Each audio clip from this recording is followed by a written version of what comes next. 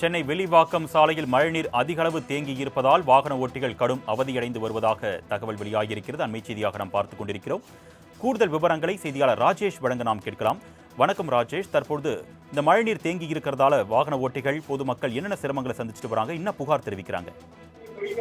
அருணேஷ் வணக்கம். சென்னை வில்லிவாக்கம் ஐசிஎஃப் தொழிற்சாலை அருகே இருக்கக்கூடிய கிழக்கு சியாம்லா தெருவில் நேற்று இரவு முதல் பெய்த மழையின் காரணமாக அதிக அளவு மழைநீர் தேங்கியுள்ளது. இதனால் பள்ளி மற்றும் கல்லூரிகளுக்கு செல்லக்கூடிய மாணவர்கள் மற்றும் பணிக்கு செல்லக்கூடிய நபர்கள் கடும் சிரமத்துடன் வாகனங்களை இயக்கக்கூடிய அந்த காட்சிகளை நம்மால் பார்க்க முடிகிறது. தேங்கியுள்ள மழைநீரில் இருசக்கர வாகனங்கள் இயக்க முடியாமல் இருசக்கர வாகனங்கள் ஆங்காங்கே நின்று விடுவதால் அதனை தள்ளிக்கொண்டு பொதுமக்கள் சென்று வருகிறார்கள்.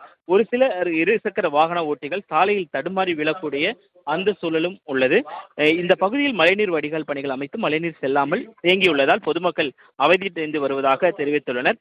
நேற்று இரவு தொடர்ந்து சில மணி நேரமே பெய்த மழைக்கே அதிக அளவு மழைநீர் தேங்கியுள்ளது.